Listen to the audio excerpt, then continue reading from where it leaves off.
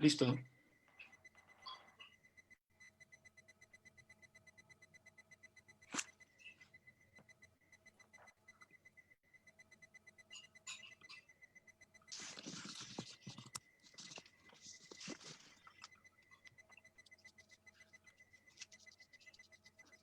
Ok.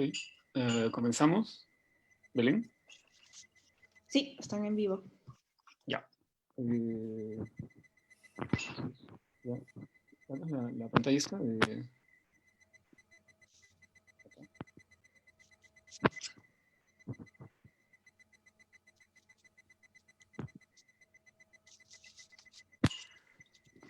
Buenas noches con todos. Bienvenidos a esta jornada. Bienvenidos esta vez desde la plataforma ACA, Arquitectura Ciudadanía Abierta. Hoy día tenemos un conversatorio que, aprovechando la presentación del libro que ha salido hace más o menos unos 8 meses sobre el Workshop Limápolis 2014, que hiciéramos sobre el tema del Plan Lima 2035, hemos querido aprovechar para conversar también sobre Lima hoy día, sobre el plan que está elaborándose ahora la nueva gestión Lima al 2040, y conversar sobre urbanismo, sobre la metrópoli, sus problemas, su presente y su futuro. Para eso nos acompaña, bueno, en primer lugar, Willy, que es quien ha editado junto conmigo el libro, que estuvo también en el Limápolis de aquel 2014, Willy Ludeña, a quien todos conocen. Luego también está José García Calderón, quien estuvo a cargo del Plan Lima 2035 y que está ahora a cargo del Plan Lima 2040 por la Municipalidad Metropolitana de Lima. También está Tamara Alba, quien es directora de urbanismo en el Ministerio de Vivienda, Construcción y Saneamiento.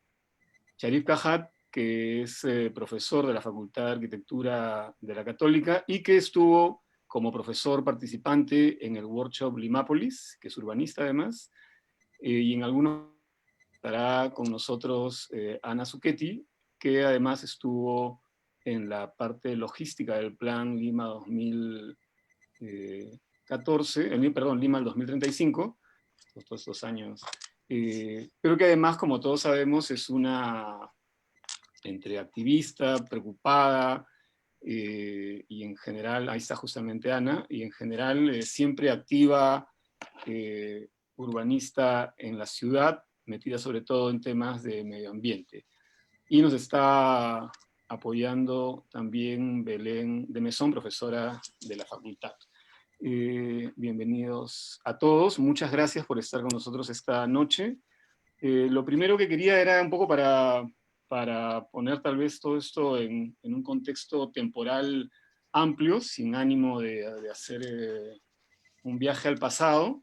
Lo primero que quería era compartir un video, en realidad el extracto de un video que hiciera el programa Umbrales que dirigía Claudia Mico, que trata sobre el plan, el workshop Limapolis en el contexto del plan 2035. Entonces, comparto con ustedes la pantalla.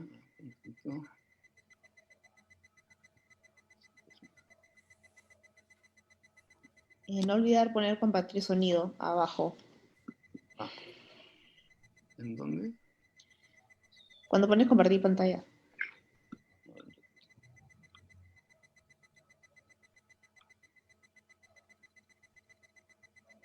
No me pregunto.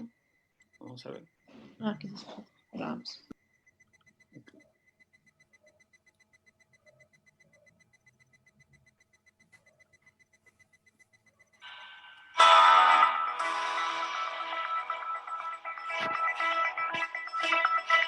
Con motivo de la elaboración de este nuevo plan para Lima, se vienen realizando múltiples debates y foros. Entre ellos destaca el Workshop Internacional Limápolis, organizado por la Pontificia Universidad Católica del Perú y la Universidad Nacional de Ingeniería, Este se realizó en Lima, en el Museo Metropolitano y en el Parque de la Exposición, convocando la creatividad y criterio de estudiantes y de urbanistas locales y extranjeros.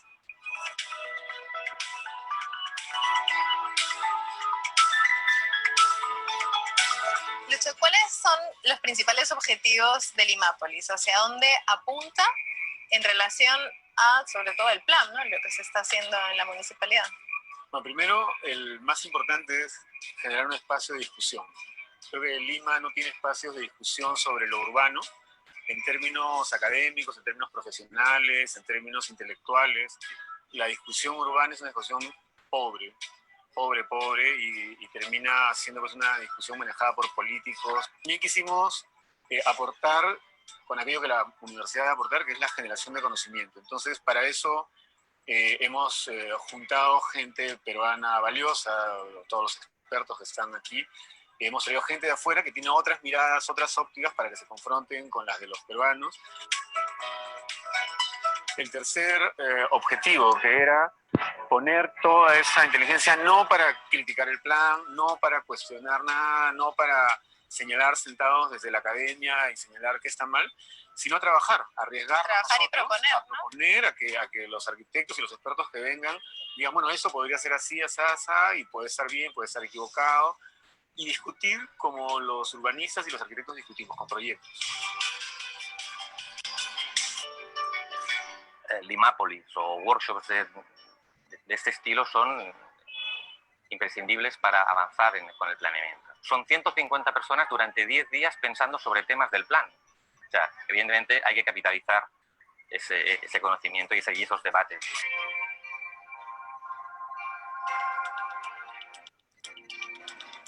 En el marco de este evento, les preguntamos a los urbanistas peruanos que participaron en Limápolis cuál es su opinión acerca de los temas prioritarios sobre los cuales Lima debe trabajar. Para mí el más importante es la movilidad. Dentro de ese plan de movilidad se desprende el segundo, que es el tema de las subcentralidades o centralidades que van a ayudar a que la movilidad sea menor. Es decir, con la dotación de equipamientos, la ciudad va a necesitar moverse menos y esta movilidad sea en condiciones pues, de primer nivel, ¿no? Porque la movilidad es un derecho, o sea, todos los seres humanos tenemos derecho y el deber de movernos inteligentemente. Sí. No digo el tema de la vivienda, que es un tema muy urgente. Cuando digo los usos, yo digo la vivienda está dentro de estos usos, indudablemente, ¿no? Pero el otro tema es el reconocimiento de la geografía en la cual está esta ciudad y los espacios públicos en relación a esa geografía, ¿no? Crear un verdadero sistema que ayude a la caminabilidad, por ejemplo, va a mejorar sustancialmente la calidad de vida de las personas. Claro, yo creo que el plan urbano necesita ya empezarse a socializar, ¿no es cierto? Y tiene que dejar de ser una cosa abstracta, con un lenguaje que nadie entiende, que no lo entienden ni los arquitectos. Necesitamos que los ciudadanos todos nos sintamos que el plan nos va a servir. Porque se difirió, se postergó hacer un plan, y eso era, creo, para que los políticos hagan lo que quieran un poco, más que para que haya una ciudad esperando su futuro, ¿no? Y hoy día creo que hay una actitud en el ciudadano de interesarse en la ciudad. La ciudad es un lugar al que se pertenece, en el que se quiere estar, en el que se tiene el futuro, en el que se quiere desarrollar.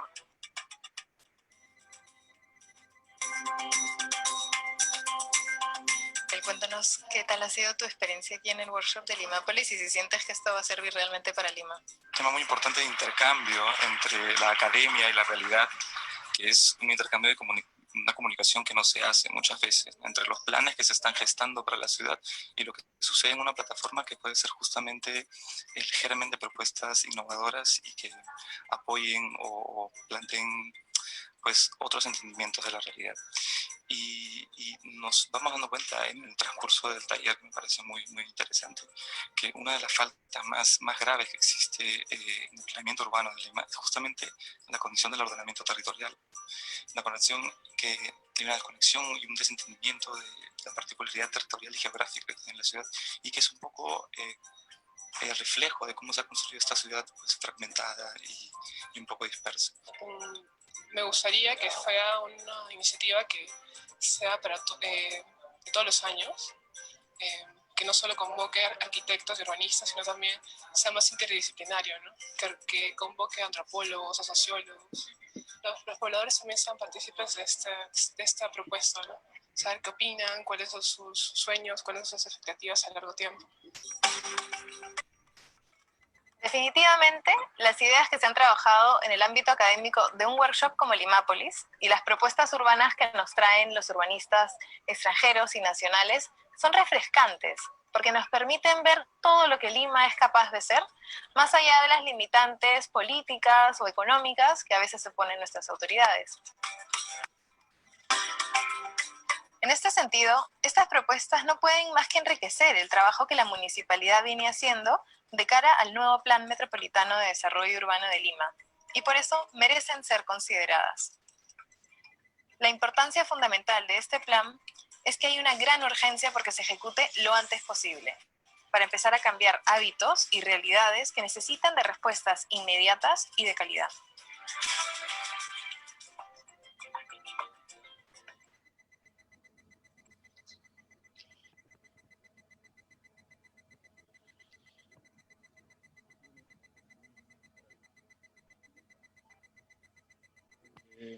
Bueno, hay varias cosas que salen de aquí del video que esperamos irlas tomando en las intervenciones que vayamos teniendo.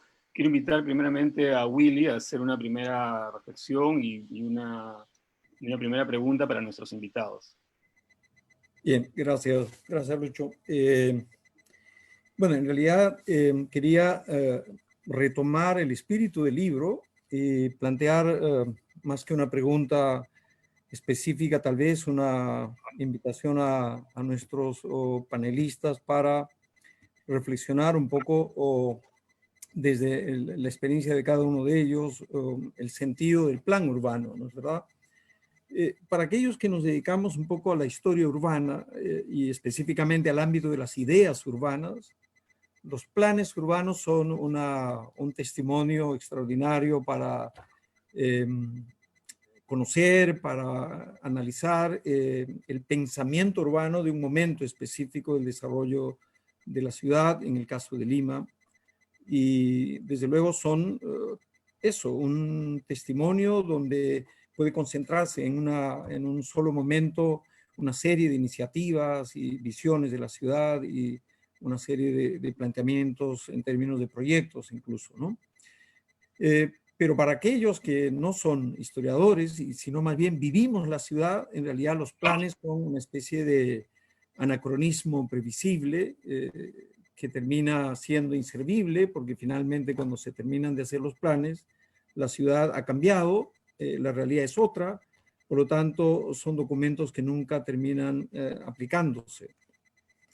Y la historia de los planes urbanos, solo para mencionar el caso de Lima, es la historia de una serie de planes que nunca terminaron de aplicarse realmente, ¿no? Como por lo menos habían sido previstos. Si los planes hubieran partido sobre la premisa de que gran parte de lo que proponían nunca se aplicarían, no habría ningún problema de coherencia, pero siempre los planes encarnaban una visión casi canónica de que la ciudad cambiaría sustancialmente aplicando esos planes. Eso nunca pasó. El plan de Luis Adá de 1872 terminó totalmente desestructurado. El plan de 1947, el plan piloto, del mismo modo, nunca terminó aplicándose. Puedo pensar en el plan de ME de la misma manera, el plan del 2010 para hablar de planes relativamente actuales. Entonces la pregunta que nos hacemos es ¿por qué realmente los planes nunca terminan aplicándose? ¿Es que están mal planteados los planes? ¿Se formula un plan pensando en que la ciudad que se va a planificar es otra ciudad imaginaria o algo está pasando? ¿O los planificadores no se merecen la ciudad que quieren planificar o la ciudad no se merece los planificadores que quieren tener? Algo hay y creo que de eso no hemos hablado mucho. No obstante que sabemos todos que el encuentro entre plan y ciudad y realidad política, social, es un encuentro absolutamente tenso, complejo, porque intervienen una multitud de intereses, y tanto es así que los tres momentos más importantes de esta controversia entre planificación y política, cuando los planes quisieron de alguna manera subvertir las estructuras de la ciudad, terminaron en golpes de Estado.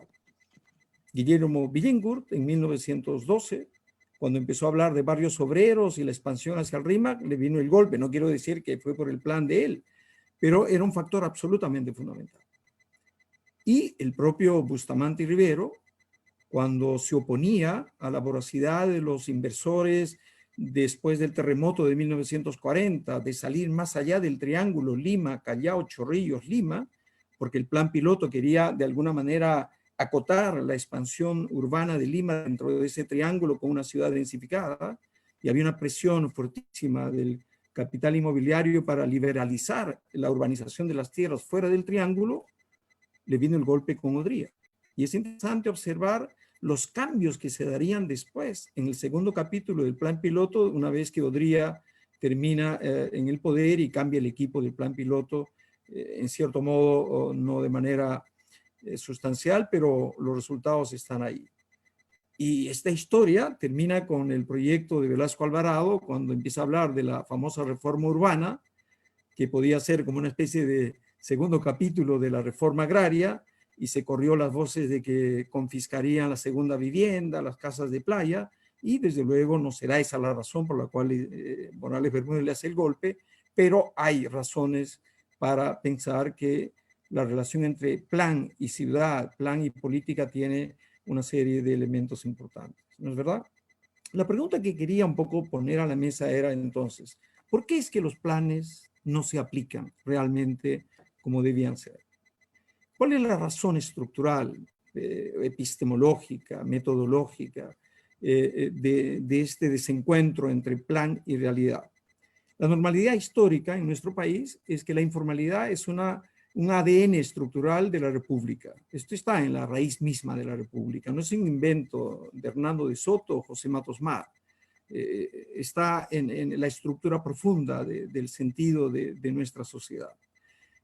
Sí, todo plan intenta instaurar un orden desde cierto orden urbano, desconociendo ese desorden estructural. La pregunta es si es posible que tal vez el problema de los planes es que nunca trabajaron la instauración de un nuevo orden desde la lógica del desorden urbano que implica esta informalidad. Y eso es un poco el sentido de la pregunta que quería plantear, un poco para reflexionar sobre varios temas involucrados en esta reflexión que me he permitido hacer. Gracias. Gracias, Willy. Bueno, nada, de repente empezamos por José, que es el que está ahora con las, como se dice, con las manos en la masa, y para hacerlo más fluido seguimos con Ana, Sharif y Tamara, en ese orden. Sí, bueno, gracias por la invitación y la oportunidad para poder compartir un poco las reflexiones, ¿no?, con la audiencia. Y sí, lo que menciona Willy es bastante cierto, ¿no?, porque tenemos una trayectoria como ciudad en la que el planeamiento evidentemente no ha pesado o no ha tenido la injerencia que podría haber tenido en otras ciudades, ¿no?, la planificación urbana. Yo pondría aquí dos temas en discusión, y uno tiene que ver con los cambios que sufrió Lima en la segunda mitad del siglo XX, todo este proceso de urbanización que fue bastante intenso y acelerado, ¿no? Y que no solamente la planificación urbana, ¿no?, fue sometida a una presión bastante intensa de cambios que todavía siguen en curso, ¿no?, sino realmente el mismo Estado peruano, ¿no?, en la economía, en los cambios sociales o la cultura, ¿no? O sea, la manera que Lima crezca después de tener 600.000 habitantes a mediados del siglo XX y de pronto suba, ¿no?, con tasas de crecimiento de 6% que hacían que vinieran 150.000 personas al año. O sea, esa magnitud de crecimiento evidentemente dificulta, ¿no?, no solamente la aplicación de la planificación urbana, que intentos hubieron, pero sino también la responsabilidad del Estado por tratar de ordenar un poco ese proceso, ¿no? Entonces, en ese sentido, hay un punto de partida, ¿no?, que tiene que ver con esta intensidad del proceso social que implicó la transformación de Lima en metrópoli, ¿no? grande, moderna. Y luego, el segundo tema, evidentemente, tiene que ver con el contexto político, ¿no? que lamentablemente no ha acompañado a la planificación urbana, porque yo creo que habrá mucho más evidencia que la planificación urbana no es un acto de aprobación, ¿no? De creación de un plan, esperando que la ciudad pudiera, luego de aprobado el plan, ajustarse a lo que ésta determina, ¿no? Yo creo que ya en muchas otras ciudades se ha evidenciado desde hace décadas inclusive, ¿no? Cómo la planificación urbana realmente tiene que gestionarse. O sea, el partido de la planificación urbana se juega en su implementación, ¿no? Y ya pasó mucho tiempo desde que esos planes pretendían normar y regular y esperar que la ciudad se ajustara a esas normas, cuando se ha evidenciado que la intensidad de los cambios, la rapidez de los cambios, ¿no? Obliga a que la planificación urbana realmente acompañe esos procedimientos, ¿no?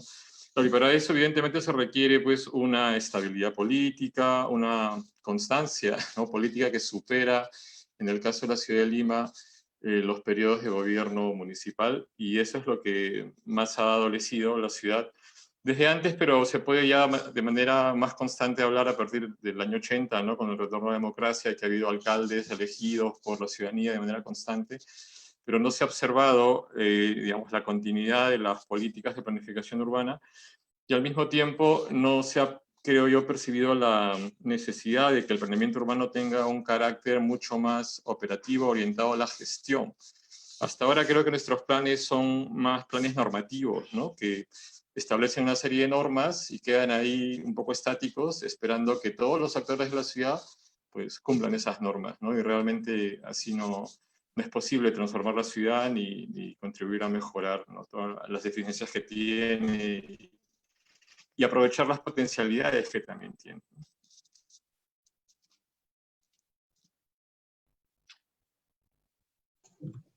Ana. ¿Qué tal? Buenas noches.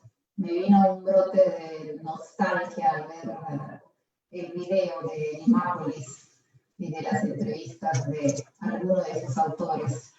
Bueno, gracias por la invitación y gracias a Luis y Willy también por las preguntas siempre estimulantes sobre nuestra realidad urbana. ¿Por qué los planes no se aplican?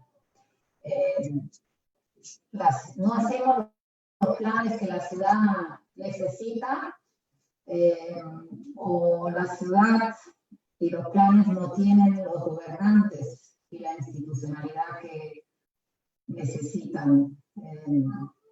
Quizás ambas cosas, ¿no? Yo creo que necesitamos construir planes y necesitamos construir institucionalidad a la par de los planes. Y una cosa va con la otra. Y por eso creo que los planes deben ser instrumentos absolutamente vivos, ¿no? Y ahora más que nunca.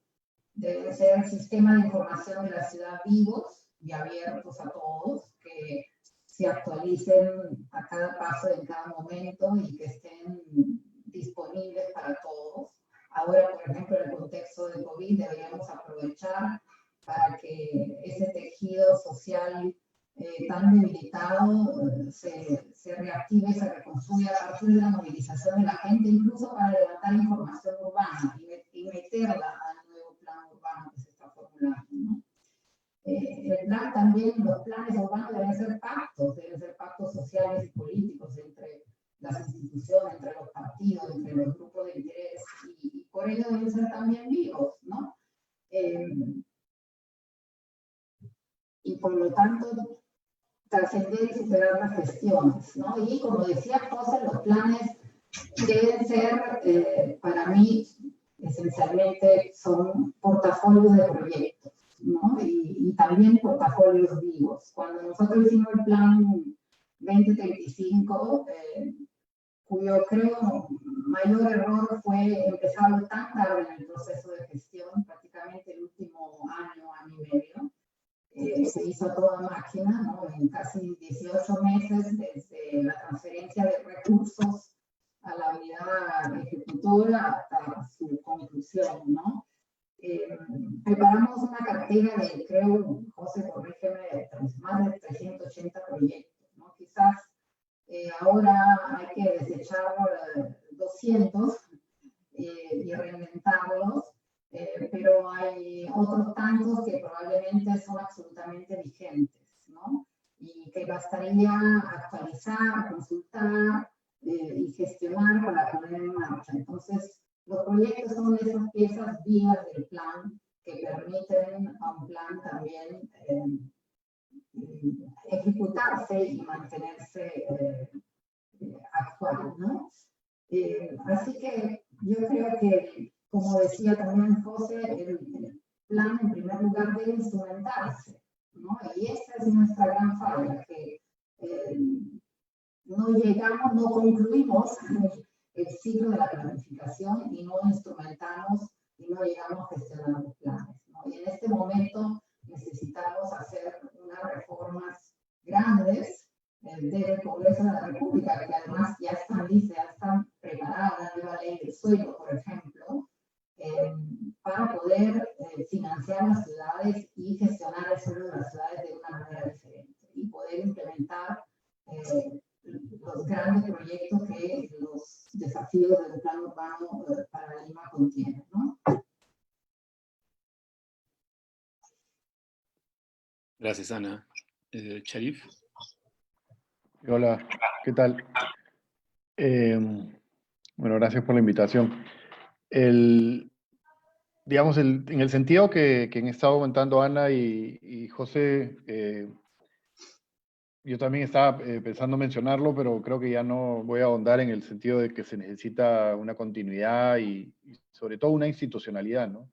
Instituciones que sean capaces de soportar, digamos, distintos gobiernos con distintos intereses o distintos discursos, pero hay dos cosas más que creo que me parecen súper importantes, por las cuales creo que no se pueden lograr implementar en el tiempo estos planes, y creo que una tiene que ver con la idea general, que podría ser la visión, de tener esa idea clara, y la otra tiene que ver con la gobernanza. Y creo que también esas dos como que tienen una relación interesante y tensa, ¿no?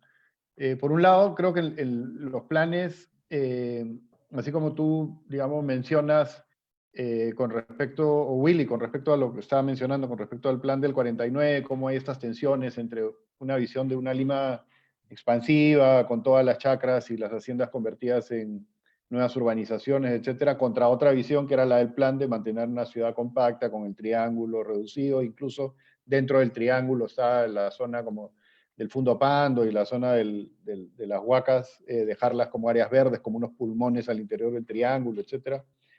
Esa es una idea clara, ¿no? Que se puede resumir casi en un diagrama. Yo creo que el resto de planes de Lima no tiene esa como capacidad de síntesis, o no han tenido.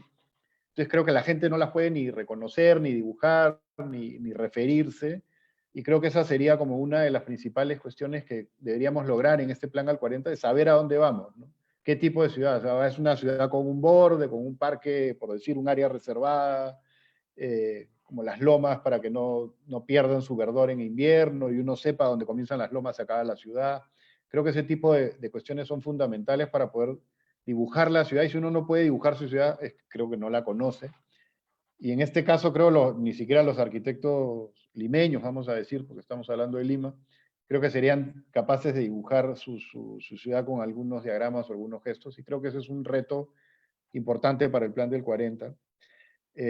No sé si llegar a la idea de casi del logo de la ciudad, ¿no? Pero sí tener una imagen clara hacia dónde podemos encaminar todos los esfuerzos o hacia dónde se dirige.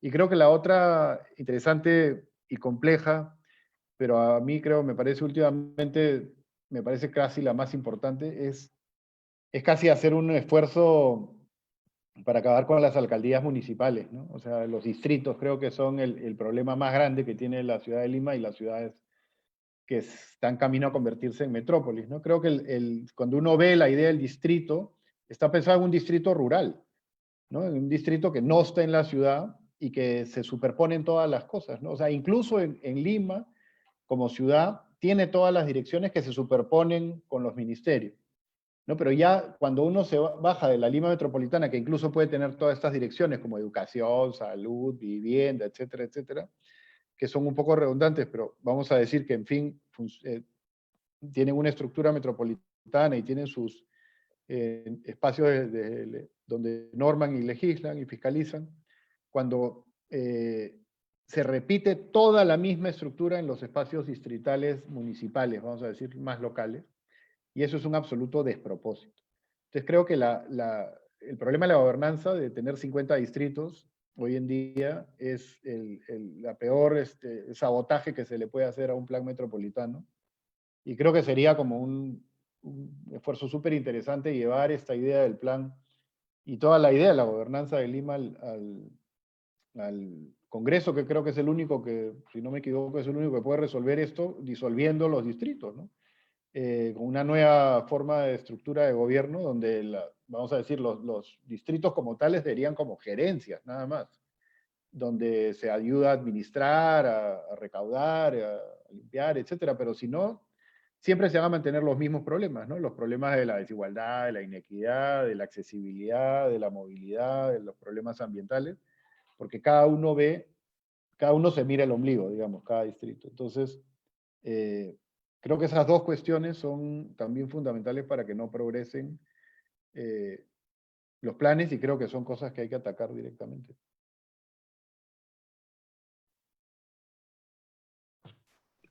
Gracias, Sharif. Tamara. Hola, ¿qué tal? ¿Cómo están todos? Bueno, en primer lugar, muchísimas gracias por la invitación, Lucho y todos aquí, gente que conozco de muchos años. Sí, ese video la verdad es que es emocionante, comparto la idea de lo que comentaba Ana, porque en ese momento también me encontraba trabajando, motivada por la planificación de los barrios, de nuestros barrios informales, ¿no? Que iba de la mano con lo que se estaba trabajando en Plan 2035. Y sí, pues somos planificadores urbanos y tenemos esa ilusión de lograr que nuestros planes finalmente se puedan implementar. Y es duro cuando vemos que por diferentes razones estas no se pueden llegar a cabo, ¿no?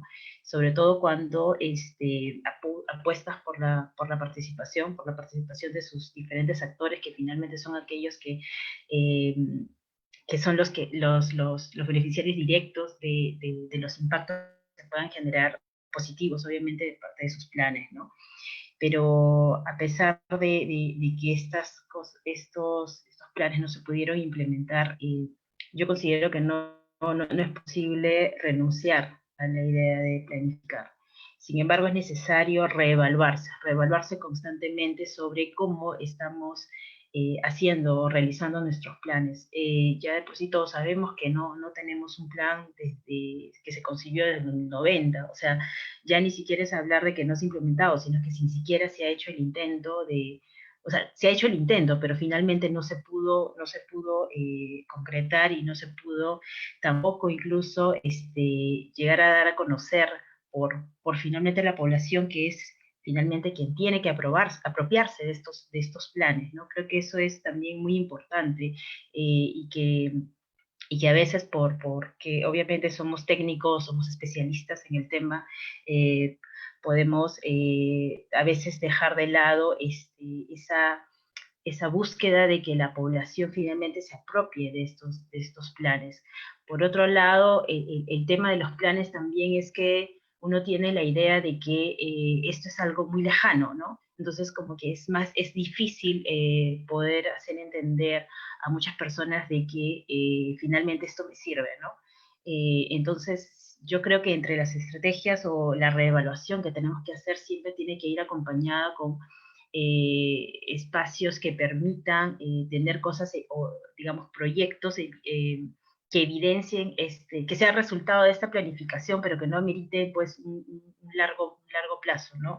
Creo que podemos manejar estrategias para poder demostrar que es posible, que es necesario planificar, tomando en consideración, como le dije, otros mecanismos, ¿no?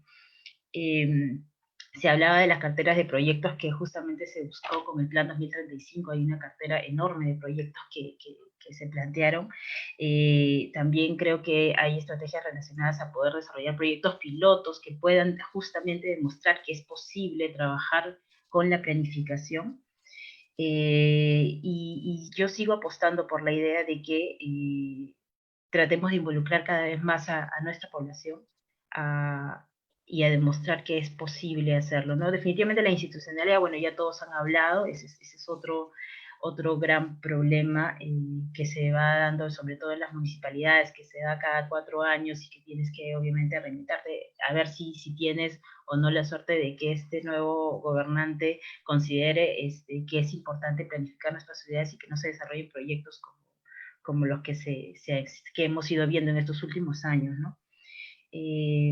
Creo que sí tenemos, como le decía, reevaluarnos en esta idea en la idea de planificar nuestras ciudades, pero creo que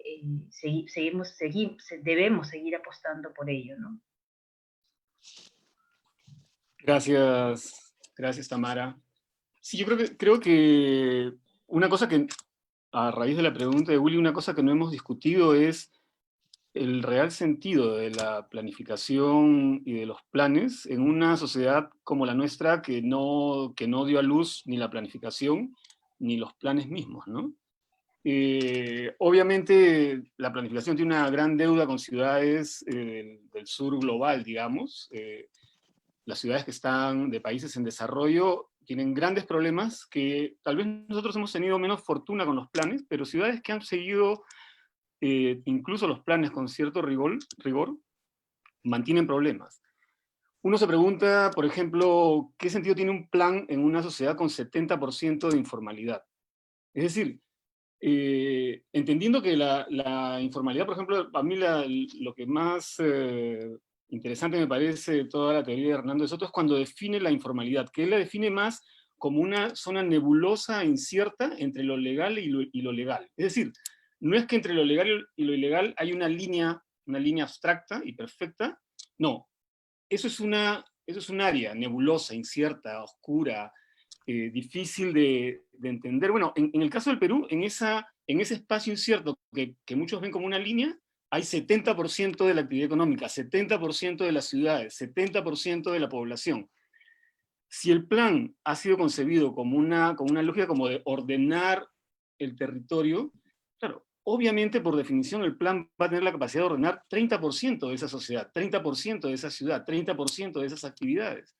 Entonces, no existe ahí una contradicción profunda entre las esperanzas y todo el peso que se le pone a un plan y lo que realmente puede hacer en ciudades como las nuestras, pero además la informalidad es un divorcio, expresa un divorcio enorme entre el Estado y su sociedad. Es decir, el Estado, con el 30% de la población mira hacia un lado, 70% de la población está en otra cosa totalmente distinta. Y muchas veces, por ejemplo, cuando nosotros hemos hecho el estudio de vivienda en laderas, el Estado no tenía cifras, no sabía qué estaba pasando en las laderas, no tenía porcentajes de ocupación, estado de la construcción. Eso era exactamente lo que dice de Soto, con quien no comparto nada salvo esa definición. Era una zona oscura y nebulosa, en la que casi nadie sabía nada. Pero esta informalidad finalmente sabemos que genera pobreza, desamparo, porque finalmente es producto del abandono. La economía informal es una economía de subsistencia, sin capacidad de generar bienestar en la población, sin capacidad de generar igualdad de oportunidades, ni nada de aquello que es una democracia o que es un país en democracia. Y todo eso lo hemos visto ahora con la pandemia. No solamente, entonces, claro, y la pobreza, que ahora la vemos, genera una desigualdad enorme que pone en tensión permanente al país.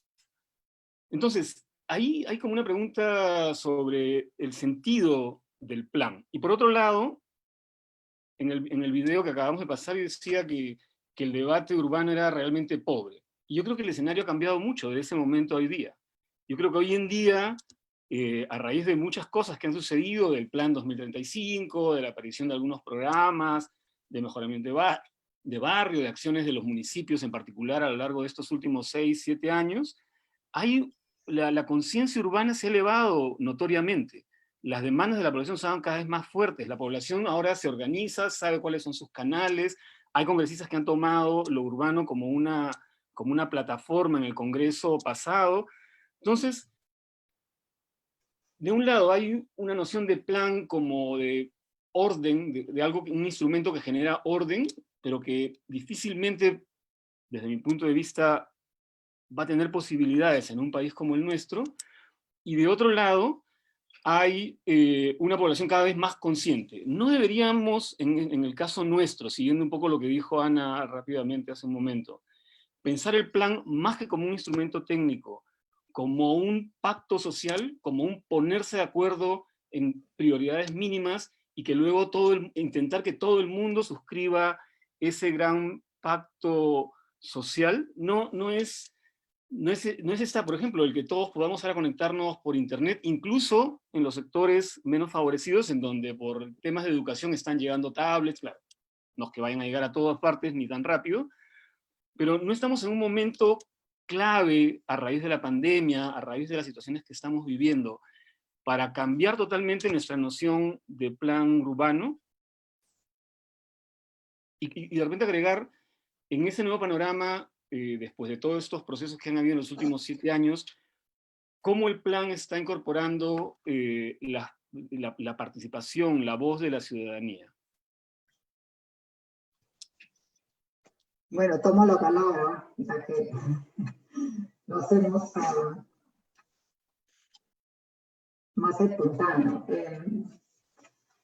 Bueno, creo que la planificación urbana en el Perú debe ser uno de los oficios más frustrantes del mundo, ¿no? Con tantos planes inconclusos. Debe ser como la de los ambientalistas. Hoy día que es Día Mundial del Ambiente, ha habido varios encuentros, webinars, y en uno de ellos los líderes de las divisiones climáticas de nada menos que la OECD, el WWF, la Organización Internacional del Trabajo, etcétera, decían, o el ministro de Ambiente de Costa Rica, que ahora va a ser el nuevo secretario ejecutivo del Fondo del Ambiente Mundial, decían que el 99% de los acuerdos internacionales en materia ambiental, desde los protocolos de Kioto, entonces los acuerdos sobre cambio climático, sobre biodiversidad, sobre lucha contra la desertificación, etcétera, no se han cumplido, ¿no? Y ahí sí hubo pactos, hubo acuerdos suscritos por casi todos los países del mundo y aún así no se cumplieron, ¿no? Nosotros no llegamos ni siquiera a concluir esos pactos o a concluir los planes que nos deberían servir como pactos. Entonces, yo sí creo que quizás debemos pensar en los planes no como productos estáticos aprobados por un consejo municipal y por lo tanto ahí escrito en piedra, sino como acuerdos progresivos, ¿no? Donde quizás los actores de la ciudad tengamos que aprobarlo por piezas y aprobando herramientas concretas, métricas concretas e indicadores concretos que podamos todos de forma colectiva ir midiendo y monitoreando en el tiempo, ¿no? Esa podría ser una forma más operativa de hacer funcionar un plan y de ir evaluándolo sistemáticamente de forma colectiva para que se cumplan los objetivos con sus métricas, con sus indicadores que de forma colectiva definamos, ¿no? Entonces, por ahí creo que era la cosa. No creo que debamos desechar los planes porque la informalidad nos supera, al contrario. Creo que deberíamos fortalecer los instrumentos, esos instrumentos, y hacerlos más ágiles, más abiertos a cambiar, más flexibles, para atender los desafíos de la informalidad, ¿no? Nuevamente, recordando el plan que hicimos, tenía un gran componente de intervención en la ciudad informal, justamente a través de toda la propuesta de Barrio Mío, de los proyectos urbanos integrales, que eran más intervenciones en el espacio público de la ciudad y en el equipamiento público. Creo que una de las deudas que tuvimos con el plan tiene que ver con la vivienda, ¿no? Pero creo que se asumió el desafío de mirar y priorizar la ciudad informal, la ciudad vulnerable, la que hoy, con la pandemia del estamos viendo que está sufriendo los mayores impactos de la epidemia.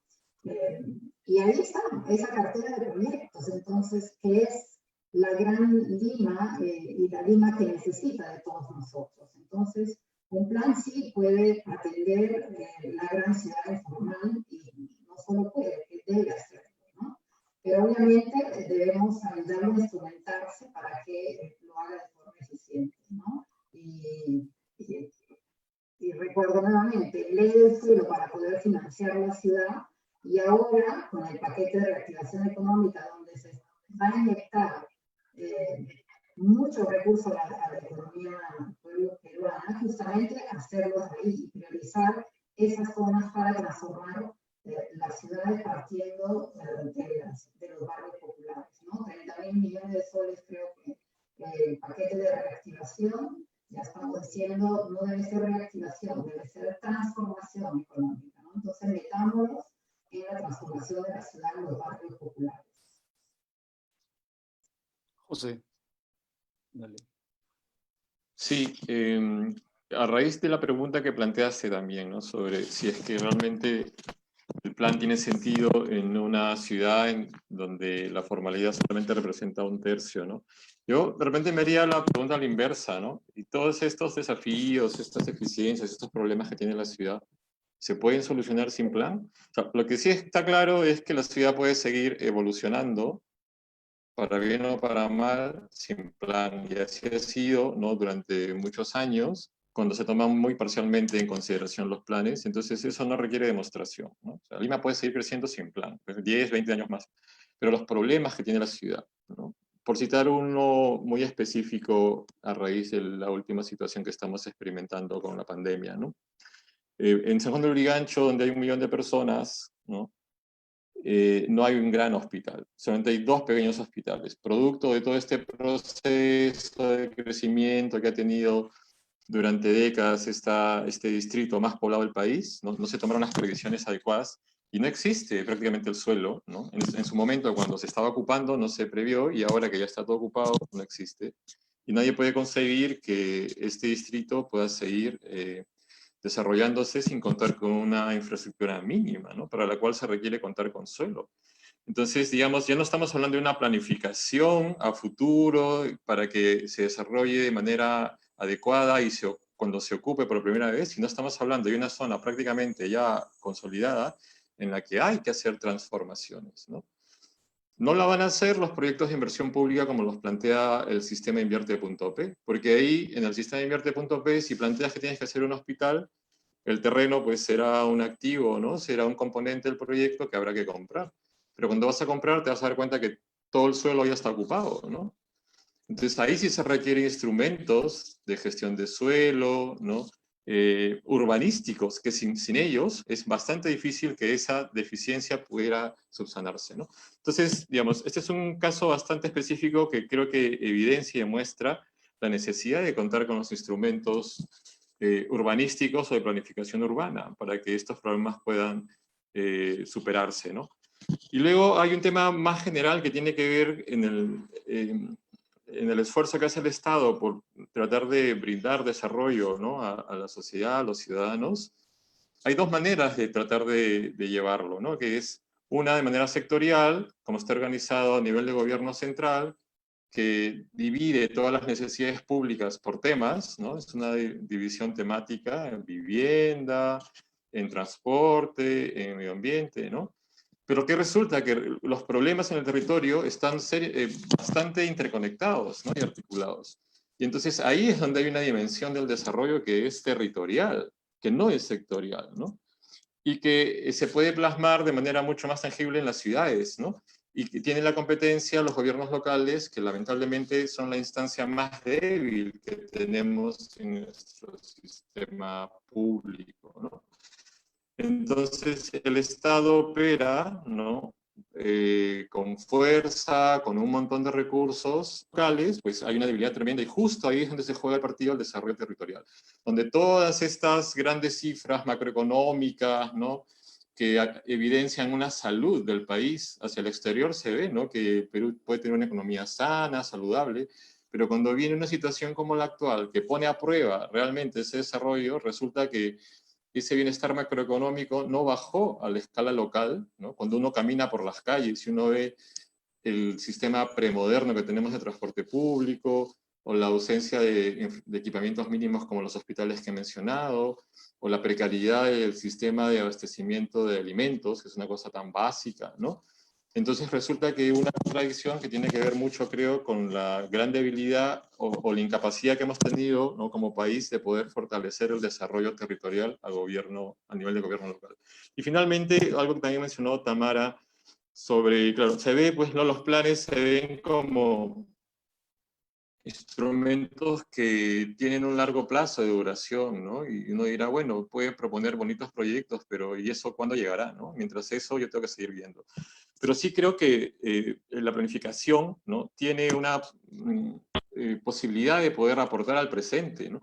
Ahora mismo, en el Instituto Metropolitano de Planificación, por ejemplo, que se está trabajando como apoyo hacia las medidas de urgencia que tiene que desarrollar la municipalidad, se está incorporando el criterio de inteligencia territorial a la gestión municipal, ¿no? O sea, que a veces también se suele utilizar este modelo de desarrollo sectorial a nivel de gobierno local por temas, pero cuando aparece, ¿no?, todo esto plasmado en territorio, y ahí es donde la planificación creo que tiene un potencial tremendo, ¿no?, al manejar instrumentos territoriales, de poder aterrizar, ¿no?, todas estas grandes cifras. Por ejemplo, todos estos porcentajes altísimos de muertos en la pandemia, ¿no?, que uno las ve en una tabla de Excel y les dicen que un distrito tiene más muertos que otros.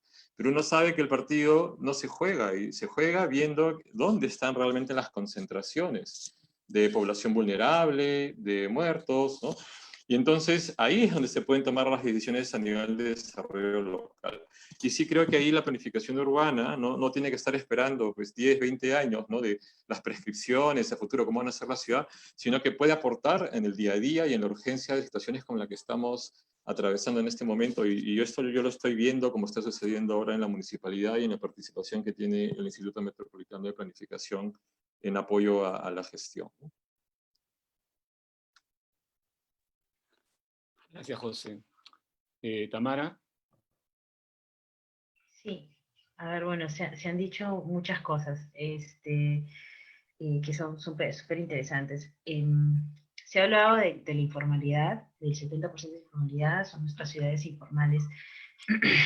Solamente yo quisiera algo que en realidad todos sabemos, ¿no? O sea, son las ciudades informales, digamos, nuestras ciudades informales se han desarrollado en todos estos años sin planificación. Y si bien obviamente ahorita con la situación del COVID vemos cómo las dificultades que se están llevando, en realidad ellos se han autogestionado justamente porque no ha habido la suficiente ayuda, hay que decirlo, del Estado para poder atenderlos.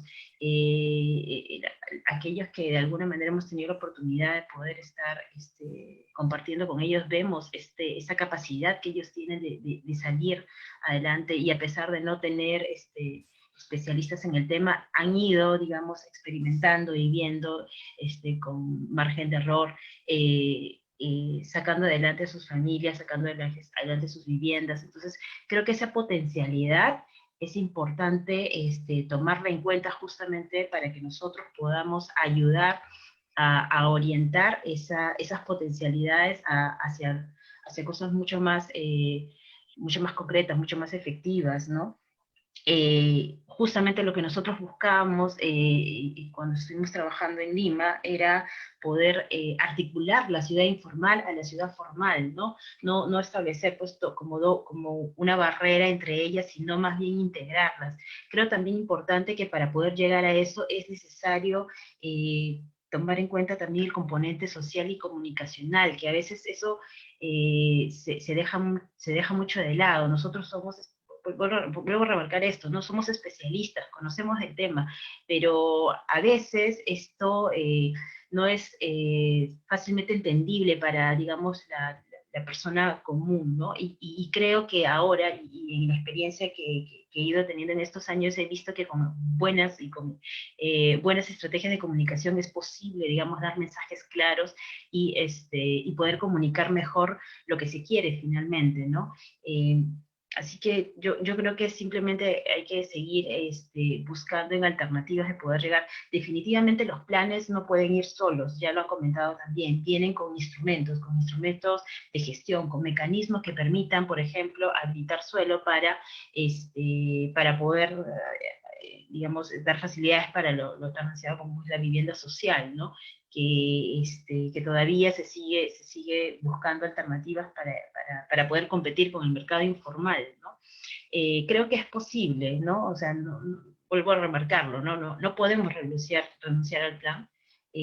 Tenemos que seguir pensando en estrategias para poder llegar a concretarlo y tener finalmente una ciudad planificada, que definitivamente no puede ser estática, eso me queda clarísimo. Finalmente, hace un momento también se habló, ¿no? Se decía que la planificación lo que finalmente tiene que hacer debe acompañar el desarrollo de nuestras ciudades, el cómo esto se ha ido generando en estos años, mejorar lo que obviamente no se ha dado de la manera correcta, pero creo que la planificación tiene que acompañar, no establecer productos estáticos, ¿no? Y creo que tú también lo has dicho, ¿no?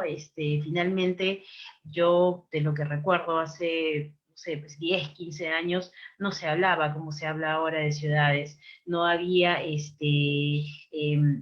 colectivos como tenemos a UDEAL, por ejemplo, que siempre está activo, jóvenes profesionales que están saliendo de las universidades y que hablan muy bien finalmente de qué soluciones se pueden dar a nuestros problemas que nosotros ya hemos visto desde hace varios años. Creo que esa es una esperanza a que podemos cambiar las cosas, ¿no? Gracias, Amara. Sharif. Sí, un poco para no repetir lo que se ha dicho, que creo que son todas cuestiones importantes. A mí me gustaría agregar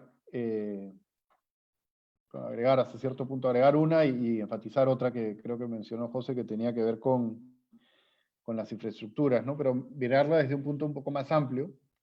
La idea de la infraestructura, yo sí creo que los planes en un medio absolutamente informal y digamos, vamos a decir que de espaldas a la idea de la planificación, como tú bien indicas, Lucho, yo creo que la forma de educar a la población en términos de civismo, vamos a decir, y cuestiones básicas de convivencia, tiene que ver con poder disfrutar de las buenas infraestructuras. Una buena infraestructura social, en un término amplio, tiene que ver tanto con la educación, como la salud, como los parques, como cuestiones básicas de equipamiento, tanto como la movilidad, ¿no? Entonces creo que estas cuestiones de los planes, estas cuestiones, mejor dicho, en los planes se pueden, digamos, representar, se pueden medir, se pueden planificar y se pueden construir, se pueden llevar a cabo, ¿no? Con distintos instrumentos, con APPs, etc.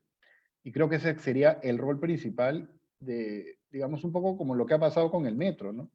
El metro yo creo que es un ejemplo de que las cosas, con todos los problemas que ha tenido el metro, etcétera, e incluso el metropolitano, son dos espacios donde hay civismo.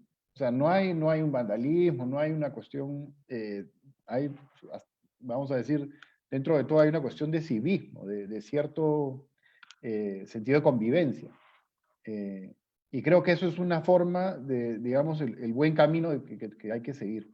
Y la otra razón importante por la cual creo que hay que hacer un plan es porque no solamente que hay que hacerlo, sino tu pregunta era cómo hacemos con un sentido tan informal, ¿no?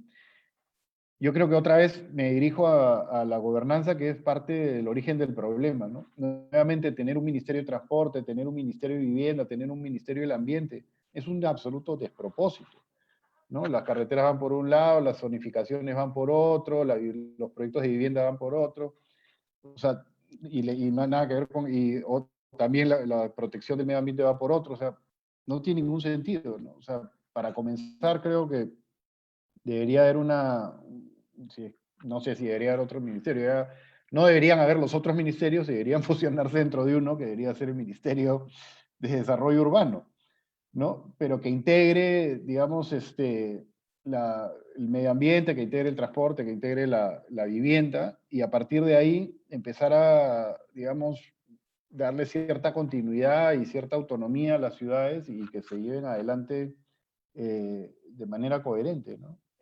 Creo que eso serían las dos cuestiones por las cuales además los planes son importantes y con lo cual la informalidad de algún modo puede, digamos, menguar.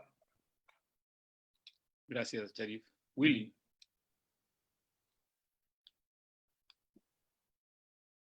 Tu micro, Willy.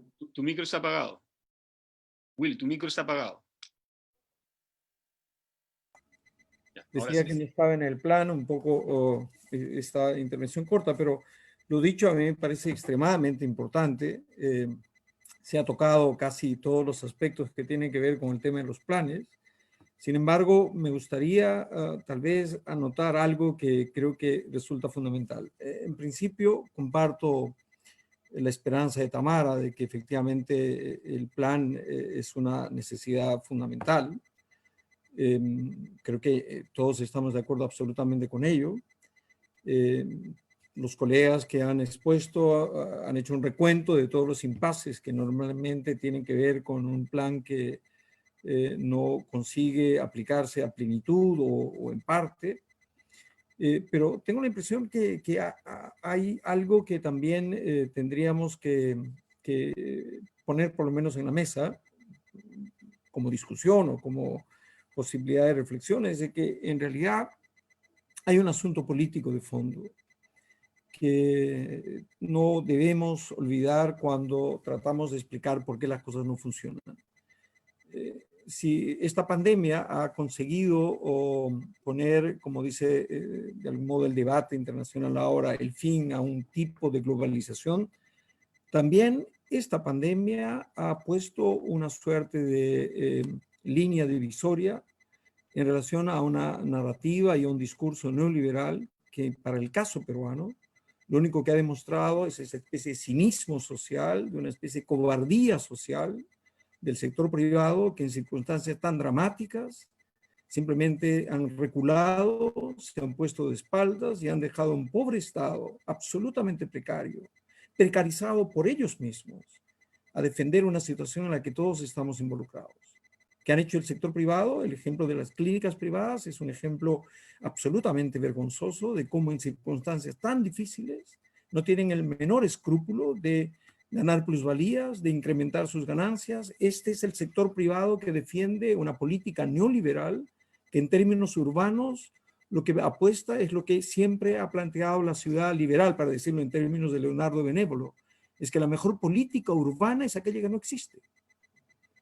Y perdona que discrepe un poco, José, no es que no haya habido algún plan, es que el plan sin plan es otra forma de plan.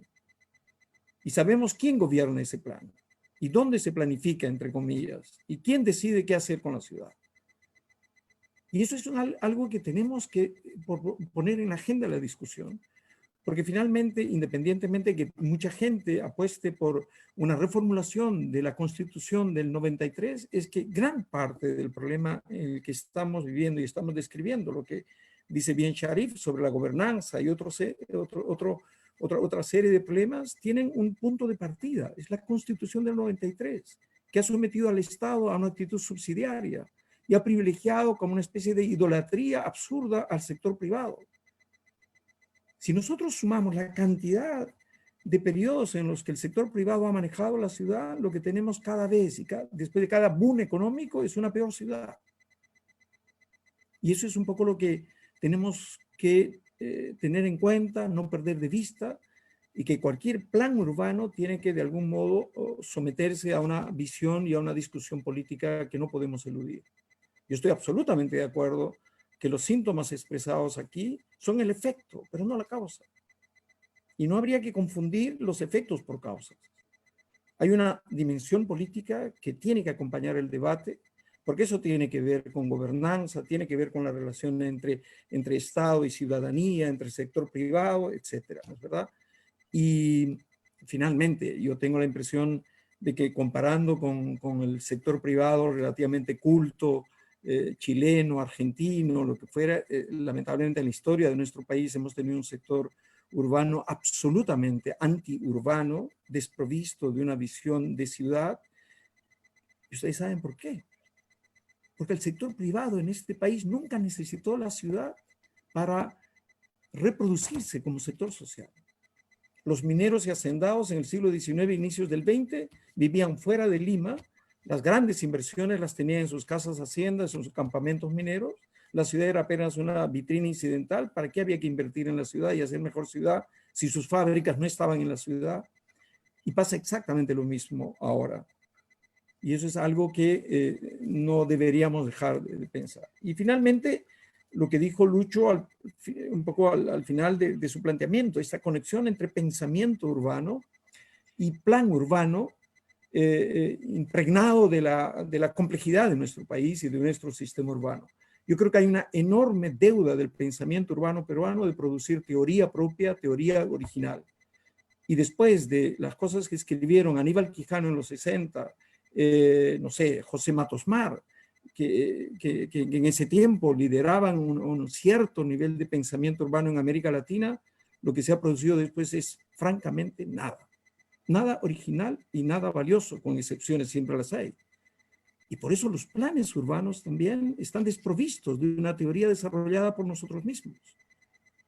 Hacemos planes urbanos con cabezas ajenas, con ideas ajenas. Y eso es algo que tenemos que pensar desde la academia, y eso a mí me ha parecido siempre un tema súper importante. Por eso cada vez que salimos fuera o conversamos con colegas de fuera, me dice, Willy, ¿por qué desde el Perú no aparece nada hace 30, 40 años? Algo interesante, un libro, una teoría, una visión urbana radicalmente nueva. El principal libro que se lee tiene que ver con temas de informalidad, Hernando de Soto, pero los urbanistas estamos fuera del tema. En términos de teoría urbana, fuera del tema. Y termino solamente señalando un síntoma. ¿Saben ustedes quiénes crearon el nuevo mapa de la ciudad de Lima que sirve a nuestra manera o a la manera como nosotros reconocemos la metrópoli? No fueron urbanistas, ni fue un plan. Fue Arellanos y su estudio de marketing, que le puse Lima Norte, Lima Sur, ciudad, la parte moderna de Lima, la parte, etcétera, Ipsos apoyo. Eso es inadmisible. O sea, ellos terminaron imponiéndonos una cartografía de una realidad urbana que debíamos haber sido los urbanistas los primeros en leerla, e interpretarla y codificarla. Es una muestra elocuente de que estamos un poco atrás de los fenómenos que deberíamos estudiar siempre con una visión totalmente innovadora. Bueno, ese era uno de los temas que quería abordar. Lucho, gracias. Gracias, Willy. José ha levantado la mano. Dale, José.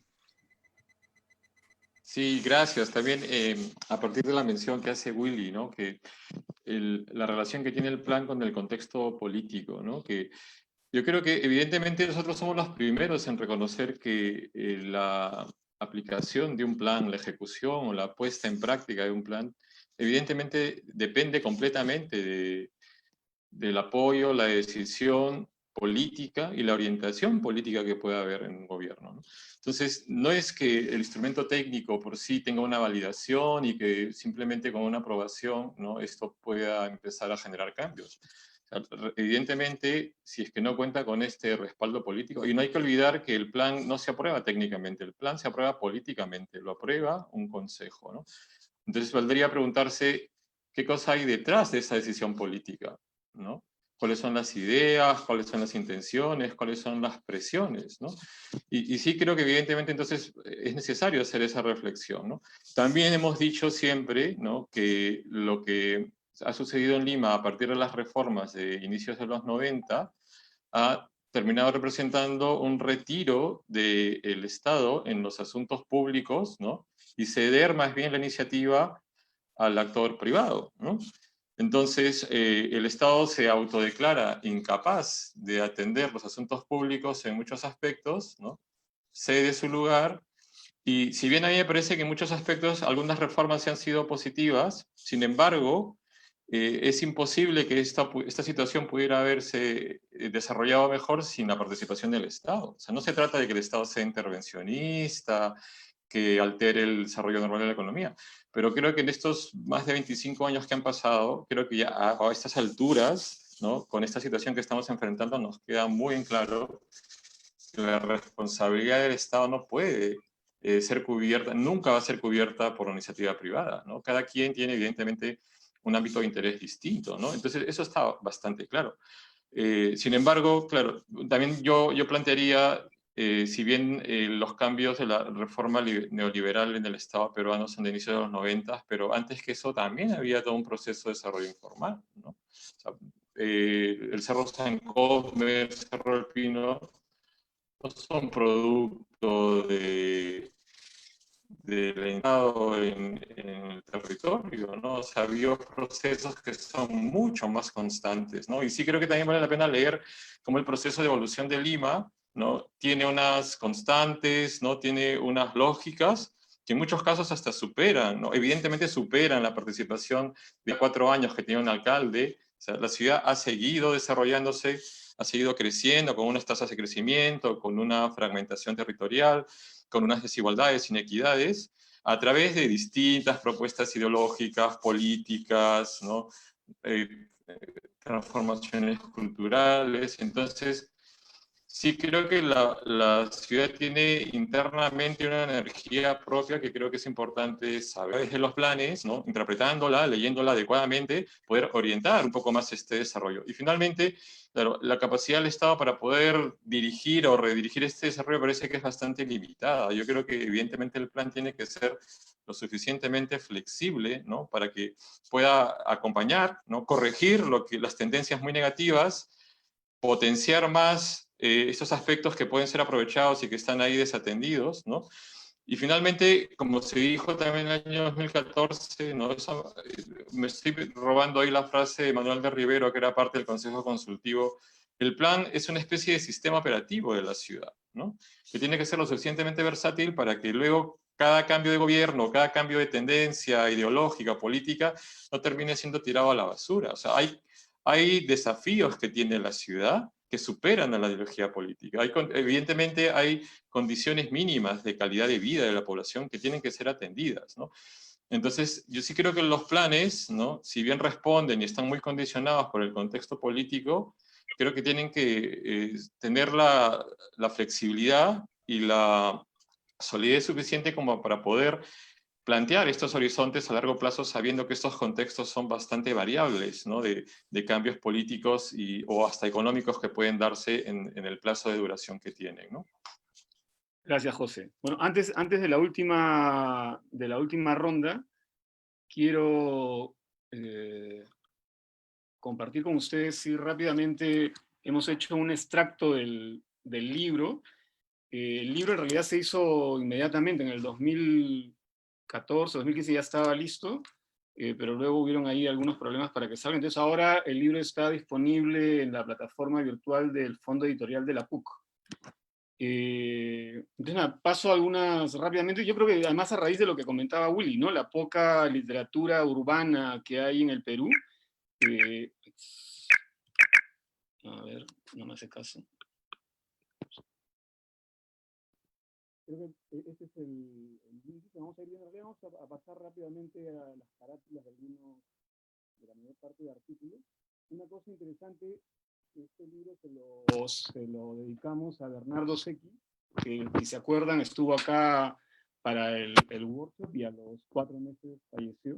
Yo creo que dejó enseñanzas bastante interesantes, algunas fotos de coordinación y demás. Algunos de los artículos que hay, de Willy, Lima contra Lima, que es una mezcla de ensayo a la vez histórico y analítico. Uno de Álvaro Espinosa, que a la fecha era director de Barrio Mío, y hoy es investigador de GRAE, la ciudad y la política, justamente. Un artículo mío sobre el primero que hice sobre el tema del doctorado, sobre los imaginarios. Y luego, mirando los proyectos, se me ocurre un poco una siguiente reflexión sobre la cual tal vez podrían hablar algunos. Esos son los 8 proyectos estratégicos que se escogió del plan para desarrollarlos en la semana del workshop. Y uno mira, bueno, hay también artículos, por ejemplo, el artículo de Eduardo Figari, sobre las clases medias, un proyecto para Pachacamac, que es sumamente interesante, una propuesta muy medio, ambientalmente muy delicado, cómo poder operar el aeropuerto y el puerto del Callao pasado por varios alumnos y profesores, un artículo de Mariana Leguía y Angus Lauri sobre Lima, ciudad abierta, y el proyecto que ellos dirigieron con sus alumnos de la reconversión de San Juan del Urigancho a partir de la reconversión de los dos penales. Creo que es la última entrevista que se le hizo a Bernardo Secchi.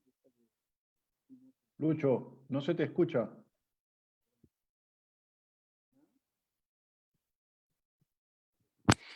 Bueno, nada, la entrevista a Bernardo Secchi, tal vez la última entrevista que dio, y el proyecto que desarrollaron los alumnos bajo Bernardo Secchi, la dirección de Bernardo Secchi y Charif Cafat, junto con Ricardo Huanqui, que era en la zona de Independencia, en el norte de Lima, un artículo de Alberto Fernández Dávila sobre el plan y las oportunidades para Lima, y el proyecto que hicieron sobre el centro de la ciudad.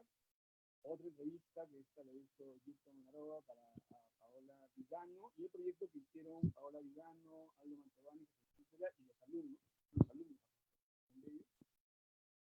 en la zona de intercambio, en la zona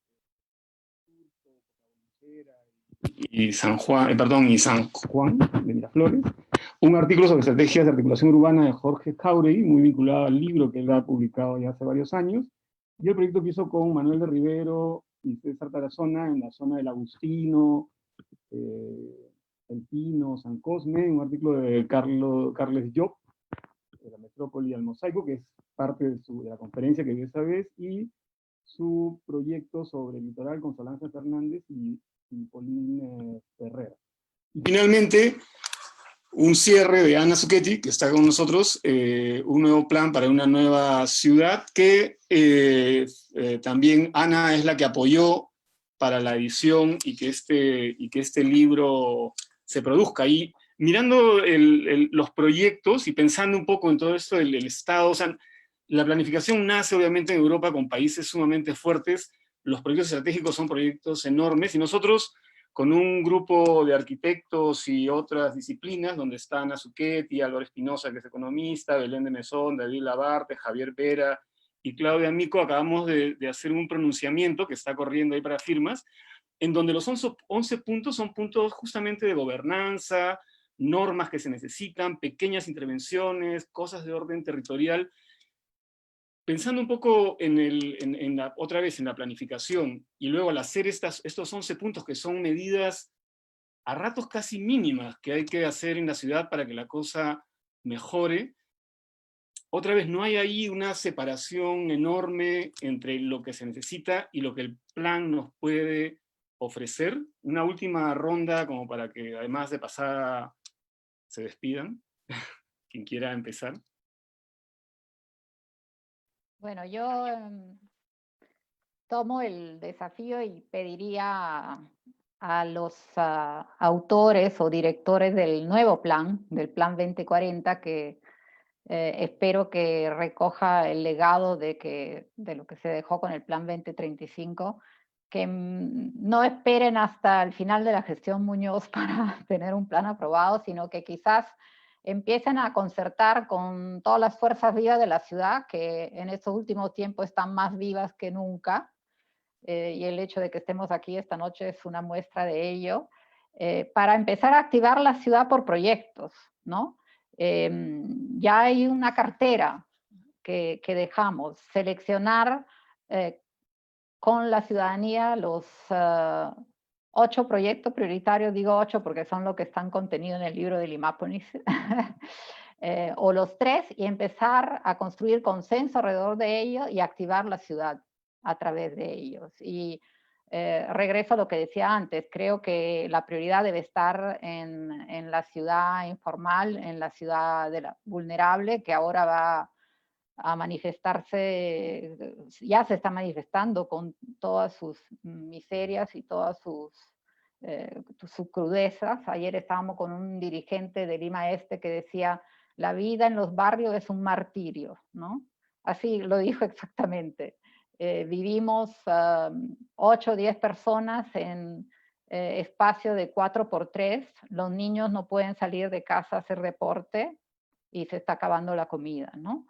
Entonces debemos empezar por ahí, la ciudad debe empezar por ahí, no tenemos tiempo para esperar que el plan se concluya. Empecemos a activar la ciudad por ahí, a crear consenso alrededor de las soluciones que se necesitan para atender los desafíos de esa pieza de Lima, que es una gran pieza de Lima, y que son los peruanos más vulnerables que ahora nos necesitan, ¿no? Y puede también ser la fórmula para, insisto, inyectar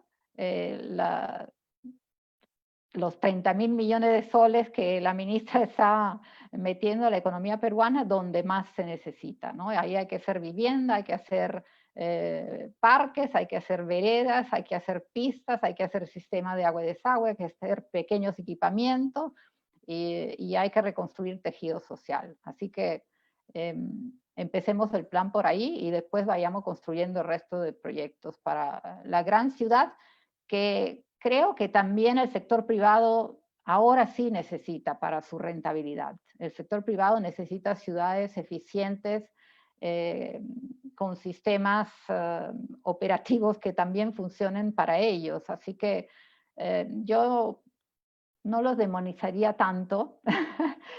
Creo que aún hay esperanza para que algunos de ellos puedan ser nuestros socios para el futuro de las ciudades y el futuro del Perú que queremos. Así que llamémoslos a la mesa a trabajar juntos.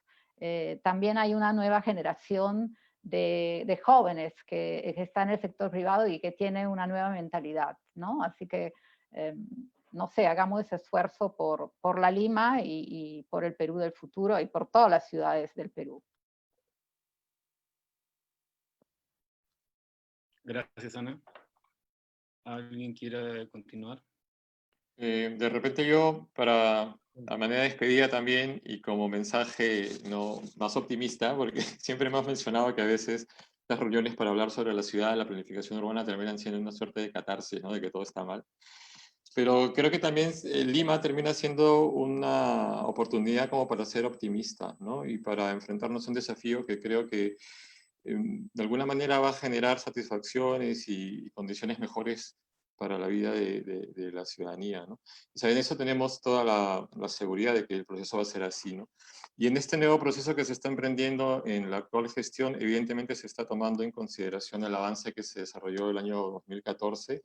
No puede ser, evidentemente, el mismo plan porque ha habido muchos cambios en la ciudad en los últimos 5 años, desde que hubo un censo nuevo en el año 2017, desde que hubo un fenómeno del Niño, más ahora la pandemia.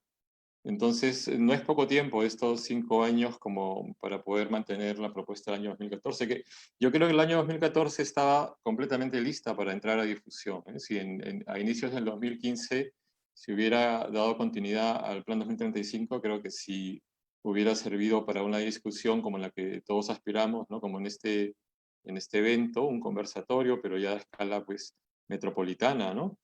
De diálogo, de acuerdos, ¿no? Pero el tiempo que ha pasado sí obliga a que se tenga que reajustar no solamente el horizonte, porque evidentemente no tiene que ser al 2040, sino a madurar un poco más algunas cosas y a fortalecerlas, ¿no? Pero evidentemente la base está ahí y ahora además también se está contando con un contexto favorable en la relación que se tiene con el Ministerio de Vivienda, ¿no? Que está buscando la firma de un convenio para también contar con su participación, con el financiamiento y el apoyo técnico. Entonces sí veo algunas condiciones, ¿no? Que tienen que ser aprovechadas y capitalizadas.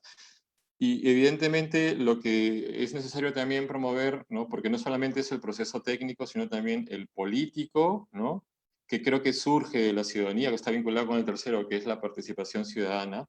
Creo que el ámbito político se activa a favor del plan solo a partir de la participación ciudadana. Mientras este no sea un reclamo de la ciudadanía, y evidentemente tiene que sentirse representada en las propuestas del plan, ¿no? Es bastante difícil que a nivel político se den los cambios que se requieren. Hay muchos cambios normativos que tienen que ser aplicados para que los instrumentos del plan puedan llegar a su máxima aplicación, ¿no? Y estos algunos tienen que ver con cambios a nivel congresal de leyes, ¿no? Entonces, eso no se va a activar si es que no surge desde abajo, desde la base de la ciudadanía. Y por lo pronto, de parte nuestra, un compromiso para, a pesar de las circunstancias difíciles, ¿no? Poder promover una participación ciudadana, ¿no? Y poder impulsar el plan. Y una vez que se apruebe, evidentemente ya entra la responsabilidad de todos. O sea, la aprobación del plan realmente es solo el inicio de lo que podría ser un proceso de mejora y de cambio en la ciudad, ¿no? No es el fin, es todo lo contrario, es solamente el inicio de lo que implicaría un trabajo arduo de varios años en donde todos tenemos que sumar. Gracias, José. ¿Tamara? Sí. Sí, en realidad tomando como parte lo que ha conversado José, efectivamente, ¿no?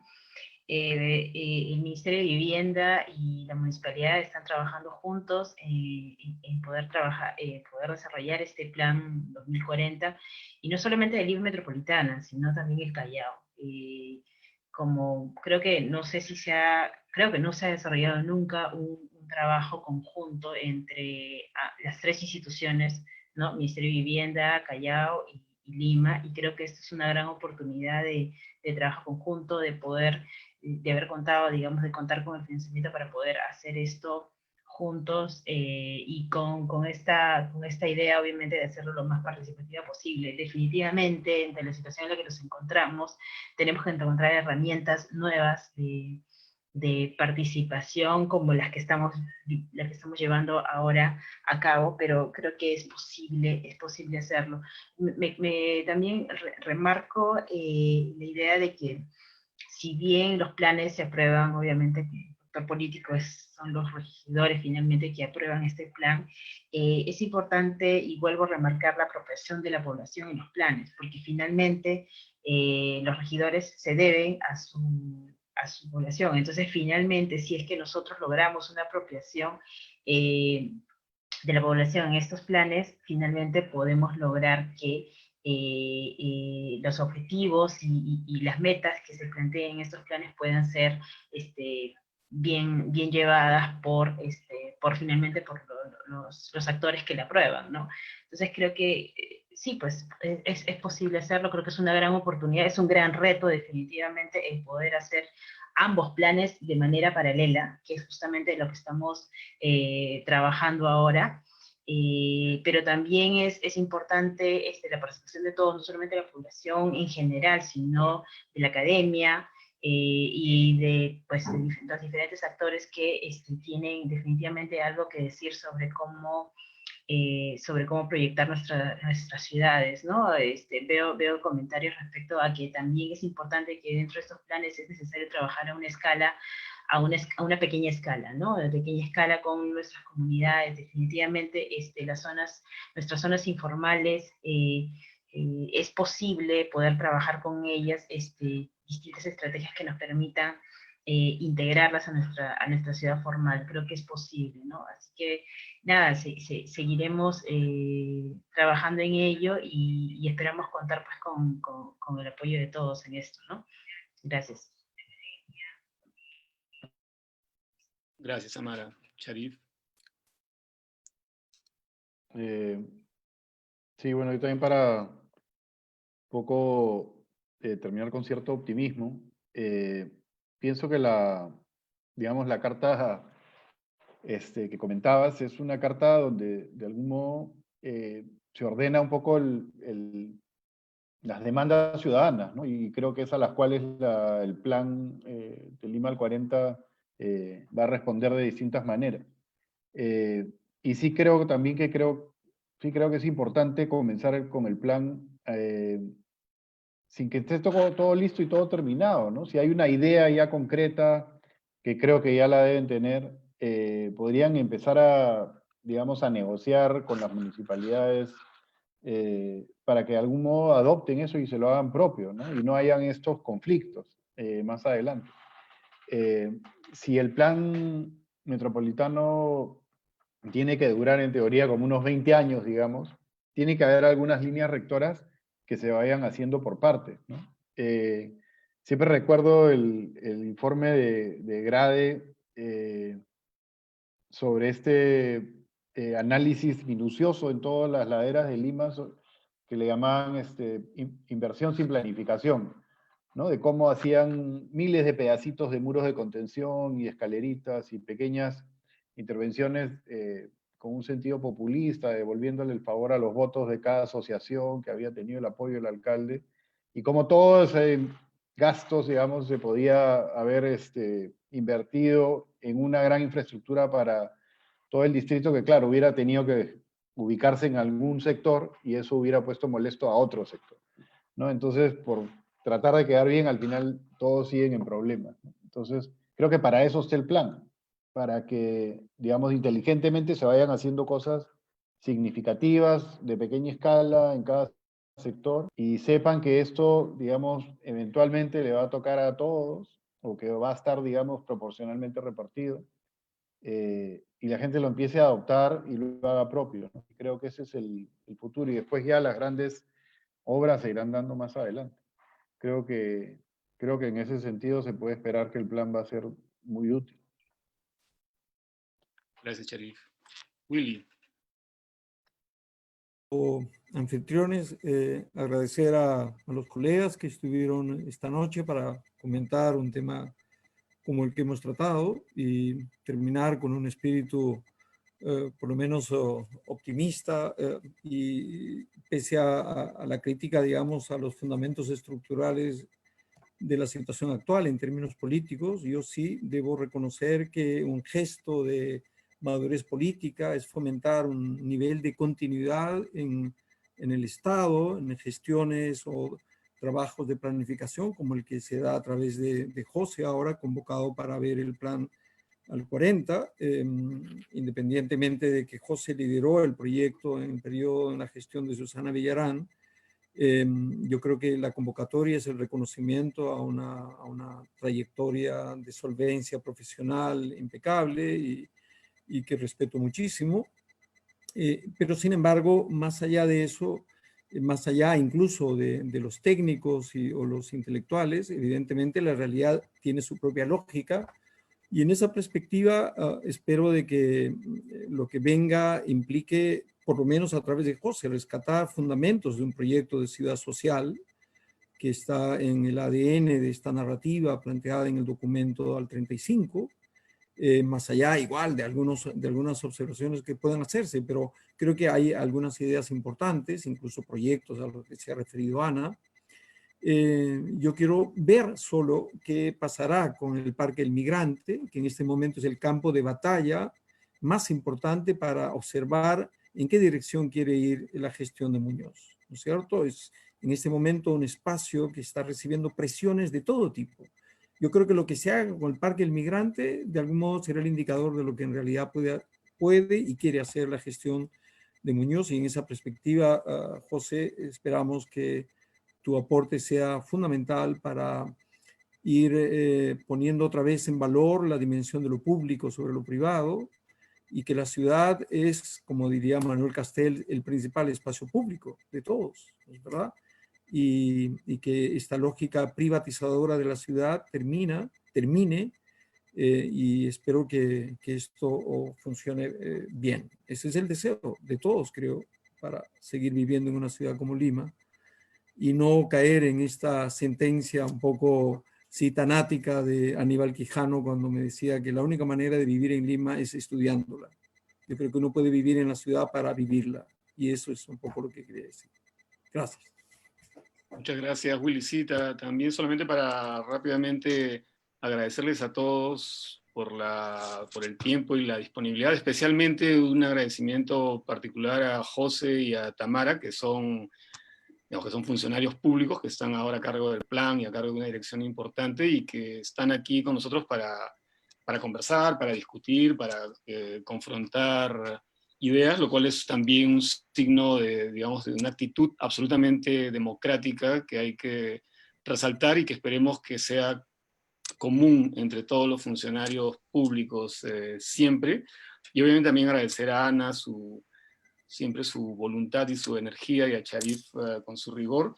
Solamente decir que la próxima semana, el miércoles, se inicia desde CONUR Know, y en la plataforma, en esta misma plataforma, acá, Arquitectura, Ciudadanía Abierta, se inicia una serie de conversatorios macrorregionales, que tienen como centro este pronunciamiento, y lo que se quiere es como enriquecerlo, compartirlo con urbanistas, con arquitectos, con autoridades de las ciudades de la macrorregión, en este caso sur, y luego iremos moviéndonos hacia el norte, en conversaciones para ver, analizar, conversar sobre la realidad urbana en distintas ciudades del país. Muchas gracias a todos por su presencia, por su atención, y hasta la próxima.